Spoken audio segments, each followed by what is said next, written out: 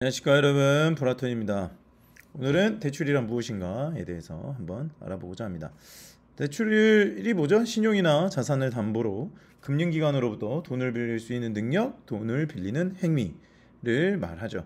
그래서 이 돈을 빌릴 수 있는 능력을 이제 담보력이라고 하는데, 이게 자유시장 경제 안에서 화폐 경제 안에 가장 핵심이다 라는 것을 알 수 있겠습니다. 흔히 레버리지라고 하는데, 적절한 나의 노동의 대가로 이자를 제대로만 치를 수 있다면 대출을 일으켜서 자산을 구입하고, 투자의 방향을 틀지 않으면 이 신용화폐가 너무나도 팽창되어 있는 이 현대 사회에서 도태될 수밖에 없다는 것. 뭐 부자들은 뭐 대출을 일으키고 이자를 뭐 원금을 갚지 않는다, 왜겠어요? 그 이유는 잘 얘기를 안 해주더라고요. 이유는 간단합니다. 대출 받기가 힘들기 때문에 그런 거예요. 대출을 한번 일으키기까지가 굉장히 힘들고, 그 대출을 유지하고 이자를 감당하면 충분한 것입니다. 근데 대출을 한번 갚잖아요. 다시 받기 힘들어요. 그게 왜 그러냐? 그게 바로 권력자들이 대출을 싫어하기 때문에 그렇습니다. 그래서 우리가 열심히 공부하잖아요. 열심히 대학 가고 공부하고 막 그런단 말이에요. 그런데 요즘에 왜 다 의대 가려고 합니까? 당연하죠. 40대 뭐 초중반만 되면 요즘 대기업에서 다 나가라 그러고, 그리고 평생 직장이 아예 없잖아요. 그러니까 의사처럼 평생 직장 보장받는 직업 없죠. 이제 로스쿨 되면서 변호사들도 뭐 이제 뭐 그냥 흔한 직업이 돼버렸고, 그리고 대기업에 다니면 어떻게 되죠? 일단 결혼하기가 좋고요. 두 번째는 대출을 일으키기가 좋습니다. 그래서 대기업 전문직의 가치는요, 젊은 나이에 담보가 없음에도 불구하고 대출을 일으킬 수 있는 가장 핵심 중에 핵심인 것입니다. 그래서 공부하는 거예요. 널 위해서 공부하지. 그렇게 뜬구름 잡는 소리로 애들을 설득하시면 안 돼요. 야, 너희들이 공부한 것을 바탕으로 대출을 일으켜서 향후 니들이 부자가 될 수 없는지 아닌지가 결정이 된다. 그럼 이제 애들이 또 이해를 못하겠죠? 아무튼 공부하는 목적은 뭐다? 핵심은 뭐다? 담보를 일으키기 위해서 공부하는 거예요.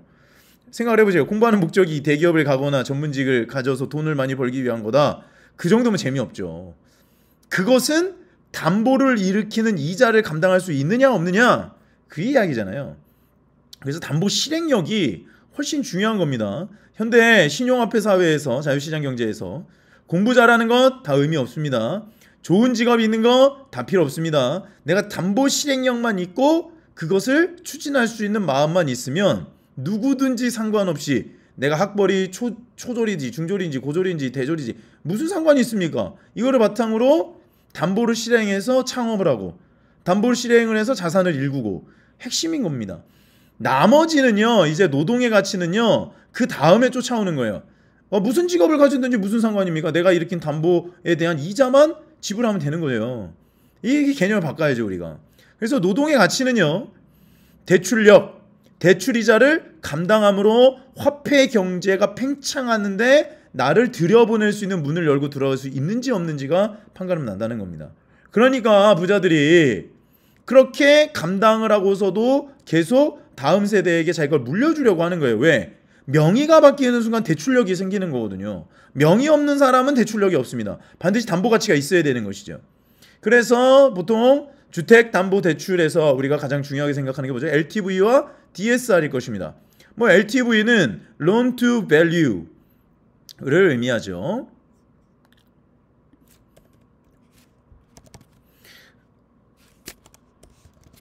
그래서 문맥에 따라 주택담보대출 의미하는데, 주택담보 비율은 집값 대비 대출 가능한 금액의 비율을 나타내는 금융 용어입니다. 보통 이 기준은요, KB 주간 시세에 나오는 그 아파트 가격에 따라서 이제 은행은 기준을 갖죠. 이 아파트가 얼마다, 이런 거를. 그래서 loan to value, 주택담보대출 비율 LTV, 주택을 담보로 이제 제공할 때 저당권 잡잖아요. 인정되는 대출 가능 금액의 비율입니다. 예시를 들자면 LTV가 50%면 10억 원짜리 집을 담보로 최대 5억 원까지 대출을 받을 수 있죠. 근데 일률적으로 지금 6억으로 잘랐고, 그다음에 10억, 15억, 그다음에 20억, 25억 이렇게 2억, 4억, 6억 이렇게 다 잘랐죠. 그래서 활용은 금융기관에서 대출 한도를 설정하는 기준으로 활용하죠. 그리고 규제가 들어오면은 투기지역, 조정대상지역 이렇게 따라 LTV 비율이 다르게 적용됩니다. 그러니까 비규제 지역으로 가는 이유가 이 LTV 때문에 그런 거죠. 서울은 지금 뭐 8억 이하의 생애 최초를 하면 60%가 나오는데 기본 40인데 부산만 가도 벌써 60, 65 나오니까. 그리고 이제 DSR이 있습니다. 이게 바로 내가 얼마를 벌고 내가 갚을 수 있는 여력이 어느 정도 되느냐를 판단하는 그 척도죠. 그래서 DSR은 총 부채 원리금 상환 비율, Debt Service Ratio의 약자로 연소득 대비 갚아야 할 모든 대출의 원리금, 원금 이자 비율을 의미하죠. 개인의 대출 상환 능력을 평가한다. 이게 뭐라고요? 이게 노동의 가치라고요. 대출 상환 능력이 원리금 상환 능력이 뭐다? 노동의 가치. 대출 한도를 정하는 아주 중요한 지표로 사용이 됩니다. 그래서 DSR 계산 시 주택담보대출뿐만 아니라 신용대출, 자동차할부 등 모든 금융부채의 원리금 포함됩니다. 그러니까 모든 것들을 다 포함하고 이 사람이 LTV나 이거를 감당할 수 있는지 없는지가 이제 또 개별적으로 다 되죠. 여기에서 이제 내가 어느 직업을 갖고 있느냐, 얼마를 버느냐, 소득이 얼마냐 라는 것이 판가름됩니다. 얼마를 버는 거의 기준은 또 뭡니까? 종합소득세에 나오는 기준이죠. 그래서 DSR의 주요 내용은 연간 소득에서 연간 원리금 상환액이 차지하는 비율이고, 계산은 연간 총 원리금 상환액을 연간 소득으로 나눈 값으로, 예를 들어 연봉 5천만 원 사람이 연간 2천만 원을 갚는다면 DSR은 40%다. 이렇게 해서 LTV와 DSR이 있는데 이거를 일률적으로 6억으로 잘라버렸죠. 그러면 이 대출 차단이 가지고 있는 의미가 뭐냐? 단순히 부의 사다리를 걷어찼다 수준이 아닙니다. 일단 화폐 팽창으로 인한 자산 가격의 상승의 혜택을 차단시킨다는 의미를 가지고 있습니다. 두 번째로는 일률적인 대출 규제를 통해, 이게 훨씬 중요하죠. 고액 연봉자나 전문직이 미래의 가치를 현재 시간으로 땡겨오는 대출력을 상실하게 되는데, 이것은 뭐냐면 이 사람이 여태까지 살아온 인생의 흔적을 부정해버리는 거예요. 뭐의 힘으로? 권력의 힘으로 우리가 살고 있었던 과거부터 열심히 노력한 삶의 궤적들을 부정시켜버리는 겁니다. 그럼 이제 결과가 어떻게 될까요? 부모님을 통해서 부의 대물림 현상을 고착화시킬 수밖에 없죠. 얼마 전에 또 못 우찌렀습니까? 청약 당첨돼가지고 중도금도 60%에서 40%로 줄였죠. 지금 분양으로 나오는 물건도 현금 부자가 아니면 아예 못 삽니다. 부모님 찬스 안 쓰면은 못 쓴다는 거죠. 그래서 나아가 부의 대물림이 없으면 화폐 팽창 시대의 시간을 무력화시키는 결과가 나타난다는 것입니다. 근데 이게 우리나라에만 일어나는 일들이 아니에요. 이게 선진국에서 이런 일들이 일어나는 것이 굉장히 많거든요. 그래서 프랑스 같은 경우에는 굉장히 고액 연봉자임에도 불구하고 어떻게 된다? 집을 못 사요. 대출이 안 나오고.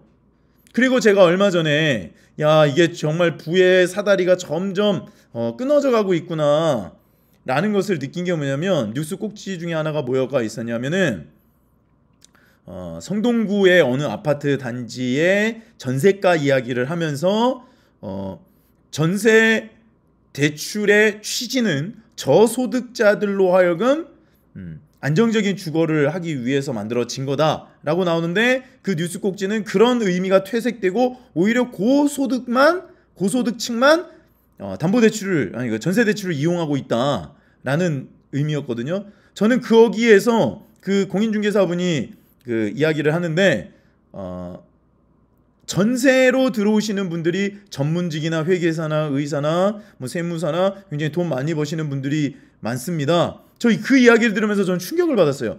얼마 전까지, 몇 년 전까지만 해도 이 단지 아파트를 사는데 전문직들이 많이 들어옵니다라고 이야기를 했었는데, 이게 몇 년이, 한 채 2, 3년이 지나지 않았는데, 지나고 나니까 우리 아파트 이제 전세로 들어오는 사람들이 전세 대출을 활용해요. 이게 사실 뭡니까? 열심히 살고 대기업 다니고 전문직을 가지고 있다고 하더라도 이제 전세 대출을 이용할 수 있는 능력이 커졌다. 다름 아닌 집 살 수가 없는 상태에 이르렀다. 그만큼 자산 가격이 폭등해버리고 임금이나 노동력이 무력화되고 있다는 겁니다. 그래서 굉장히 이제 무서운 시대가 다가오고 있는 거예요. 그래서 대출을 차단했다라고 하는 거는 단순히 내가 집 사는데 돈을 못 빌려요 라고 하는 수준이 아닌 거예요. 아예 서울로 들어오는 문턱이 닫혀버리고 있다는 겁니다. 먼저 부자들만 들어오세요 이렇게 되는 거예요. 지금 상급지만 달려가고 있죠. 이제 한 3, 4년만 지나 보십시오. 이 상태로 노도강 들어오는 것도 힘들어지는 거예요.